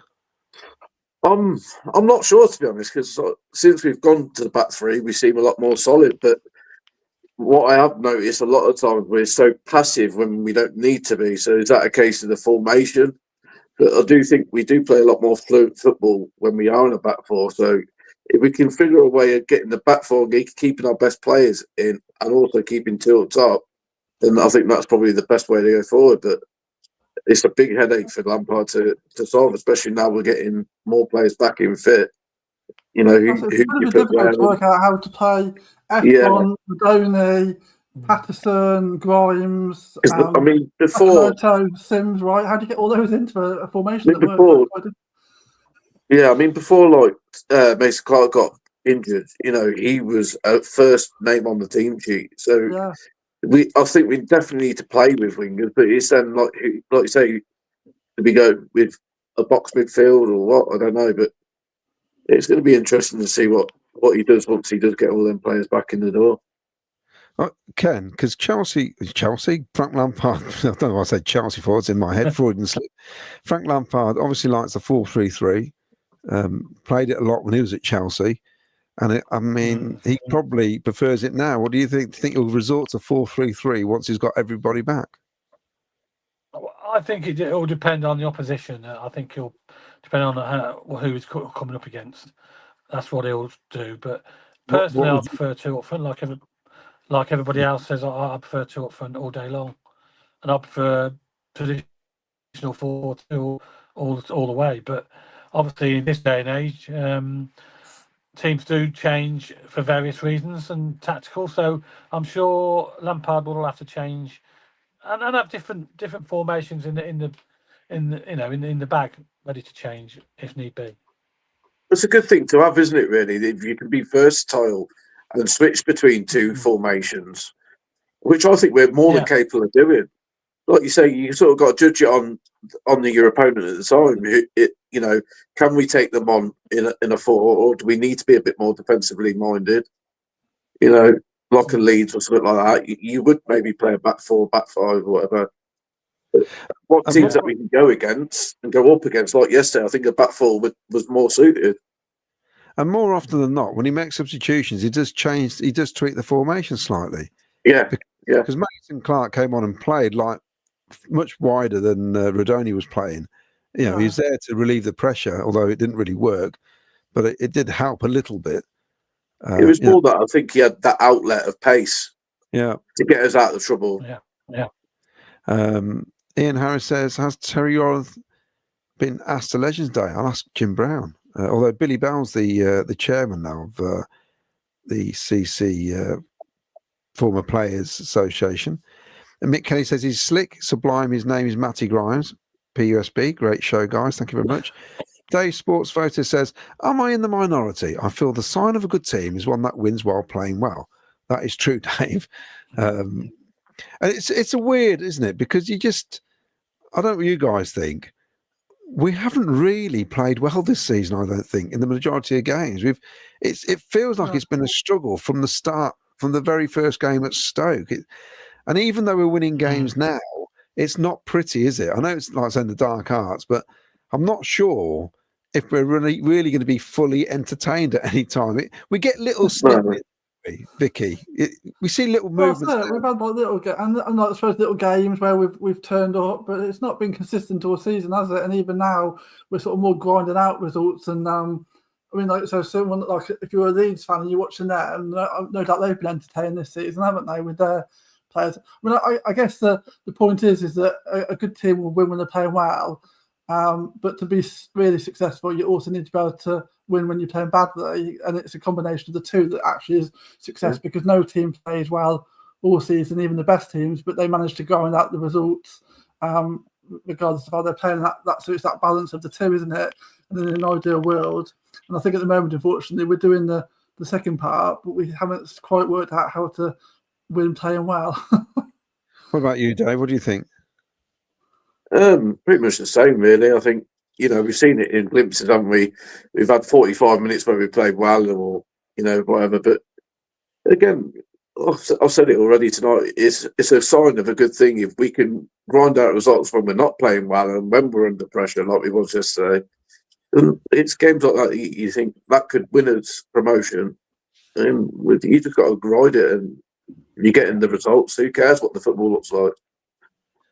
Ken, have you been fully entertained this season? Well, in parts, not fully, I'd say, but certainly in parts. Remember, you sit next to me games, a lot of these games. I've heard. Yeah, I've heard you moaning a few times. Yeah, but sometimes, sometimes yes, we have been entertained with late goals, etc. And then sometimes we've been let down by performances like the first game of the season, for example, at Stoke, where we were awful. And a lot of people expected a lot better than that. And to start the season so poorly, again, so slowly, which was a disappointment for a lot of fans, because I expected us to come out of the blocks and be up there from the start, but it didn't quite work that way, did it? And I mean, even yesterday we smash and grab, and you got a guy who's played 601 games for Coventry, Oggy, talking about it and saying that that's exactly what it was, and that's an ex-professional, and you'd be stupid to say anything otherwise, basically. But that's good to see, isn't it? Because these are games we've got to win. I mean, to be honest, I said a few weeks back, and I went on the radio and I said to Oggy, we need to win 7 games really quickly, is what I said. And we've won 6 out of 7 since then. And he said, I need to calm down a bit. I said, well, yeah, but we need to get to 50 points is what I'm saying. We need to get to 50 points and then see what happens. The thing is, we've got to 47 now quite quickly, a lot quicker than I expected. A month ahead of what, I didn't think at any point we'd be at this stage now. I thought we'd be on 47 points maybe by the end of March. Not now. It's an incredible recovery. Well, a month or so ago, I would have been quite happy with a top 10 finish, the way things were going. But like you said, it's just amazing the turnaround of form. To win 6 out of 7, I think that's really, really good. It really is. And hopefully it's something we can continue. Yeah. I mean, I'm looking at Mark Cunningham. This is the We Love Vicky night tonight. Well said, Victoria. That was a great win yesterday. Probably didn't deserve it, but to be honest, there are some we should have won and gotten nothing. Exactly. Yeah. Calm down like the Scousers in Harry Enfield. Rather have messy football and promotion than attractive but mid-table. Yeah, it's like Swansea. Swansea finished mid-table, never give the ball away, never do anything, never win anything. Yeah, great. The stats say 60. Remember when, what's his name? Russell Martin was there, 75% possession all season, and they draw half the games, don't they? It's at the end of the day, it's winning games, isn't it? That counts. That gets you out this. It's a results business, isn't it? At the end of the day, your results will get you where you want to go. Right, we're going to close the show up in a few moments' time. So if you haven't had a quick guess, do it now on these 2 players. There they go. Hopefully, I didn't make it too difficult. How many winners we got on? Did you say, Vic? 4. Tuesday night, Meet the Players, hosted by BBC C3R's Rob Gurney. I had a message from a friend of mine saying, I'm not a member, can I come? And I says, yeah, of course you can. He says, this may sound weird, but I want to meet Rob Gurney. I'm not too fussed about the players. And I thought, that's great. Wow.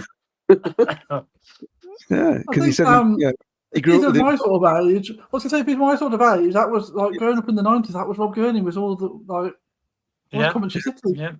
I don't mind Clive Eakin at all, but I must admit, I remember that first game. I think it was at Stockport when we went down. We played Stockport away, and I think the build up to it, I'd realised that Rob wasn't commentating anymore. He'd gone, and it was a new guy, and I was really disappointed because you tend to get used to a voice, don't you, for your team? Yeah. And it took a while to get used to Rob after Stuart Linnell. It's the same thing, wasn't it? You're used to a voice, aren't you? Yeah, that's right. You know, so and I still think Clive Eakins' commentary on Gyökeres' goal against Wigan is the finest commentary you'll ever hear. It's up there with Peter Jones, who's one of the greats, I think, as Peter commentator. Jones and Barry Davis. I used to like Barry Davis. Yeah, it's just absolutely brilliant the way he describes the whole goal. And when you see the footage of it, it's brilliant. Yeah. So that's it. That's got me another slot on the BBC. You're a BBC celebrity lately, aren't you? That's got me in. Ryan Matthew J says, Rob gets so much stick on BBC Super Bar, and I'm not sure why. I think it's brilliant, and he's so passionate about the club. He is. The good thing about Rob, he's a fan as well. He's a fan, and he says it how it is, basically, and how he feels. You know, because he's a fan as well, and you know, he's a supporter of the club. So, you know, he says it as it is, and I love that. I like that. Right, so it's go on then, Ken. I'm going to ask you who they are just to see if you can absolutely kill these names. Who's the first one? I think that is fantastic player he was. Rudi Kaiser. Rudi Kaiser. Kaiser. Yeah, who, yes. He didn't make many appearances, did he, for his Claudio? No, sorry. He replaced Roger Van Gaal, and he actually rented Roger Van Gaal's house. Roger Van Gaal was basically, well, he was fantastic when he was at Cologne. He was a brilliant player. Roger Van Gaal came to us. Well, he was all right for 5 minutes, but apparently took a particular interest in one of the director's wives and was quickly moved out of the club, basically. And in came Rudi Kaiser, and he replaced him wearing that Talbot kit. And of course, this one here, a favourite of my dad's. It looks like a bit like a young. It looks like a young Claudio, but it's not. It's Dom Nardiello. It's Donato Nardiello, whose brother, I think, is it Cardinal Wiseman or Newman, is a sports teacher there. Oh. And I think that's right. Yes, yeah. I think Dom became a copper, didn't he? I think. Someone said that in the comments. Police force, I believe. Yeah. And my dad was he Italian? Yeah, he played for Wales. I think he was born in Cardiff. I was Italian, yeah, a bit like me. I was born in Leamington, yeah, but he chose to. And my old man loved him. Wales. My old man just loved him because he got an Italian surname. It's ridiculous, really. But it was all right. It was right. Had very hairy legs. He's okay. That's what I remember. So I'm concerned that you noticed that close to him to see him. I didn't get that close to seeing his legs. I've got Keith Ray, who's come up with the right answer. He messaged me. Who have you got, Vicky? Yes. So Aaron Thomas, Mick Davenport, Doug Bolam, and then there's this one, which let me just find. Are we that this? What do you think about that? No, that's wrong. But Dave Sports got it right as well. It was in a message. It was in a long message. So he wrote it within other stuff. I didn't see that one then. So Dave Sports. Yeah, Dave Sports. That's it then. So that's 5 people. If we've missed anybody, we apologise and we'll put you in the hat as a winner for the next one. How's that? That's fair, isn't it? Yeah, that's fair. We'll check. So, how many you got there, Vicky? 5? Yeah, 5, yeah. So numbers 1 to 5, you number them. Dave's the guest. He can pick a number. We'll let Dave pick. We'll let Dave pick a number. Yeah. 4. Hold on, we're not ready yet. Hold on, wait a minit. Are you ready? God, Dave, you're very patient. I'm not messing. You don't mess about. Vicky, don't mess about. What number are you going for, Dave? Number 4. 4. That's Mick Davenport. Mick Davenport, you've won a mug. Is it a mug and a coaster or just a mug, Ken? What's he won? Well, we'll give him a coaster as well. How about that? A mug and a coaster. Special. A mug and a coaster. Yeah. But I thought it was quite hard. Oh, I don't know what he said there, but I think he said it was quite hard. We're having a weird night with the internet tonight. I thought it was cool. Yeah, we are. I thought it was quite hard, to be fair, but we did get a few correct answers, so that's all right. That's good. So thanks, guys. Yeah. Lee Dan says Robert De Niro. That's really funny because I can do an impression of Robert De Niro. Is it better Come on than then, Claudio. Justin Hoffman? I want to hear it now. Look at the face. But it looks more like you're constipated. That's his face. That's what he does. That's my Robert De Niro. I can do all sorts of impressions. So, still not as good as my hero.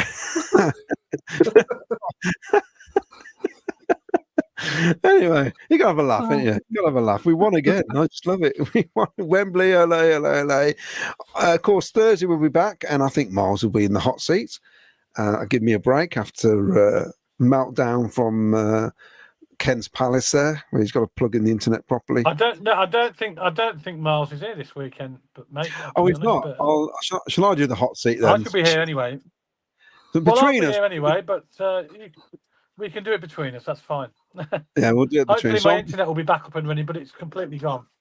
Have you paid the bill? I paid the bill. Yeah, just can't get it rebooted. Unfortunately, don't know what's happened. But anyway, It's all that. Yeah, so that stuff. it was Vicky last week, wasn't it? And now it's me this week. Yeah, it's weird, isn't it? So it's taking turns. It'll be you soon, Claudio. The gremlins will visit you. No, I've got. I pay my bill. So It doesn't stop the gremlins coming in. True. Dave, thanks very much for coming on. Been a great Thanks guest. for having me. And keep going, keep supporting. I know you've gone to a lot of away games this season, haven't you? Done quite a few. Yeah, I'm trying to do as many as we can. I think the next one, we're missing the next one, unfortunately. Obviously, with it being a small allocation, we weren't all able to get tickets, but I'm hoping to do Derby. I think it's my next one. Yeah, they're clambering. That's a midweek. Yeah. It's it's one of those. I've only got about 1,200 or 1,500. Not many. I think it's 1,500 or just shy of 1,500. But they've only got 3 grandsons there, haven't they? So you can sort of set that sort of thing. So anyway, that's another week. We'll worry about Preston. We'll talk about Preston on. Should we get Mark Norris on? That'd be funny, wouldn't it? Would Mark Norris come on? He might do. He's a good sport, really, isn't he? Right. I'm going to message him. That'd be funny if you get him on. Yes. Anyway, cheers, Ken. Thanks for popping in like you did. Yeah, well, it's nice. I thought I've got to get it on at some stage. Sorry about the internet issues, everybody, but it was out of my hands. Circumstances beyond my control is the official statement. Vicky, thanks you very much for your knowledge and everything else you bring to this show. Thanks, Father. So you're smiling cheek to cheek with, of course, Ellis Sims bagging 2 goals against a helpless Wednesday, who yet again they must hate playing us at their place, I reckon. I love it. Anyway, so play up Sky Blues, and we'll be back on Thursday night. And thank you to everybody who has listened and watched us. Please subscribe, please like, tell your friends. We're here every week. Good night from me, and good night from everyone else. Good night.